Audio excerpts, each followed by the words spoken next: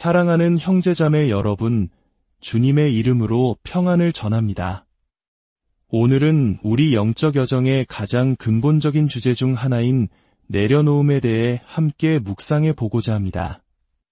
우리는 늘 무언가를 더 얻고, 더 쌓고, 더 붙잡으려 애쓰며 살아갑니다.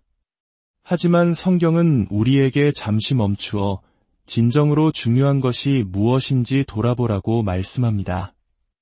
오늘의 말씀이 여러분의 마음에 깊은 울림을 준다면 구독과 좋아요를 통해 이 은혜를 더 많은 분들과 나눠주세요. 하나님의 말씀이 널리 퍼져나가는 데 동참하는 여러분의 손길 위에 주님의 축복이 가득하기를 기도합니다. 아름다운 저녁 노을을 본 적 있으신가요? 하늘을 붉게 물들이는 그 황홀한 광경은 우리에게 깊은 감동을 주지만 영원히 머물지는 않습니다. 잠깐의 찬란함 뒤에 어둠 속으로 사라져 버리죠. 감미로운 음악의 선율이 영원히 지속되지 않는 것처럼 화려했던 봄날의 벚꽃이 한순간에 흩날리는 것처럼 우리 삶의 모든 좋은 것들 역시 영원하지 않습니다. 즐거웠던 식사, 친구와의 깊은 대화, 심지어 우리가 애써 이룬 성공과 명예까지도 시간의 흐름 속에서 모두 지나가 버립니다. 이것은 비단 현대인들만의 고민은 아니었습니다. 이러한 인생의 본질을 수천 년 전 성경은 이미 꿰뚫어 보고 있었습니다. 바로 구약 성경의 전도서입니다. 전도서 한 장은 이렇게 시작합니다. 전도자가 이르되 헛되고 헛되며 헛되고 헛되니 모든 것이 헛되도다. 이 헛되다는 말의 히브리어 원어는 헤벨이라고 합니다. 이 단어는 단순히 의미 없다는 뜻을 넘어 차가운 날 아침에 내뿜는 입김이나 손에 잡히지 않는 바람, 혹은 햇빛 속에서 잠시 반짝이다, 툭하고 터져버리는 비눗방울과 같은 이미지를 담고 있습니다. 아름답지만 실체가 없고 순간적으로 존재하지만 영원히 붙잡을 수는 없는 것. 그것이 바로 헤벨입니다. 전통적으로 전도서의 저자로 알려진 솔로몬 왕을 떠올려 보십시오. 그는 역사상 가장 지혜롭고 부유했으며 세상의 모든 쾌락과 권력을 누렸던 왕입니다.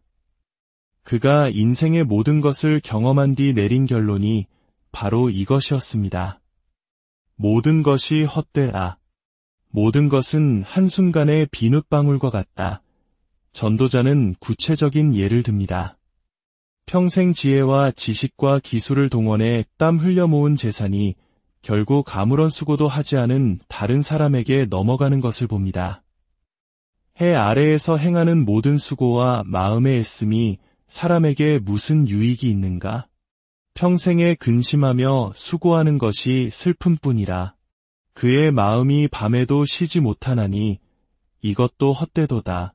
마치 오늘날 우리의 모습을 보는 것 같지 않습니까?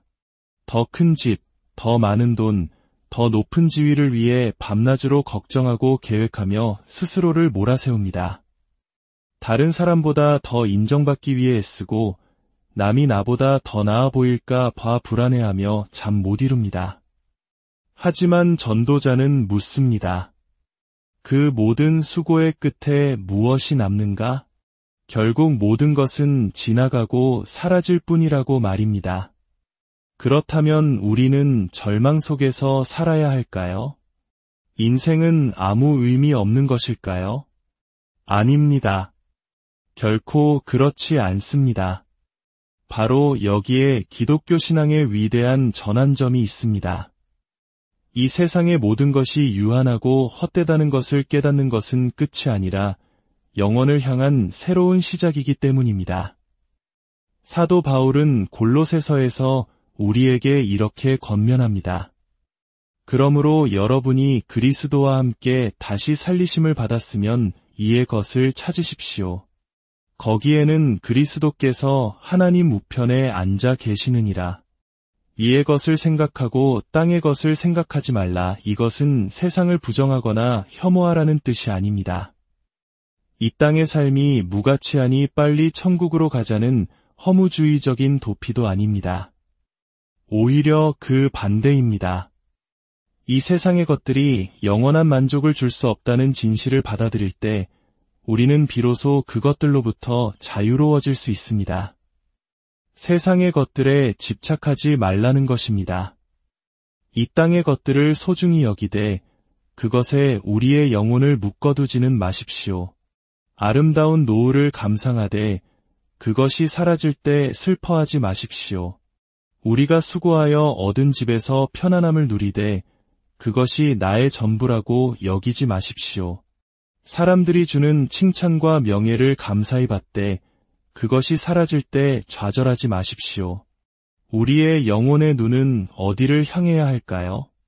바로 위의 것, 즉 하나님의 나라를 향해야 합니다. 우리의 궁극적인 목표는 하나님과의 연합입니다. 그리고 하나님은 사라지거나 변하지 않으시는 유일한 분입니다. 우리의 마음을 변치 않는 하나님께 고정할 때 우리는 비로소 변화하는 세상을 올바른 태도로 끌어안을 수 있습니다. 더 이상 필사적으로 무언가를 붙잡으려 애쓰지 않아도 됩니다. 우리의 진정한 보물이 하늘에 있음을 알기 때문입니다. 오늘 복음 말씀에서 예수님께서 들려주시는 비유는 이 진리를 더욱 명확하게 보여줍니다. 한 부자가 있었습니다. 그의 밭에서 엄청난 소출이 났습니다. 곡식을 쌓아 둘 곳이 없을 정도였습니다. 그는 혼자 생각했습니다. 어떻게 할까? 내 곡간을 헐고 더 크게 짓고 내 모든 곡식과 물건을 거기 쌓아 두리라.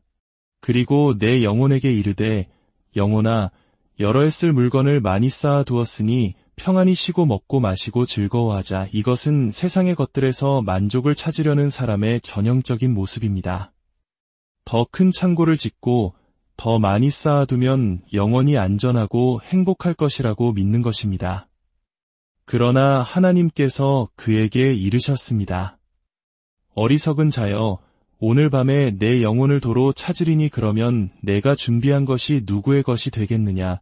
바로 오늘 밤 그의 인생이 끝난다는 것입니다.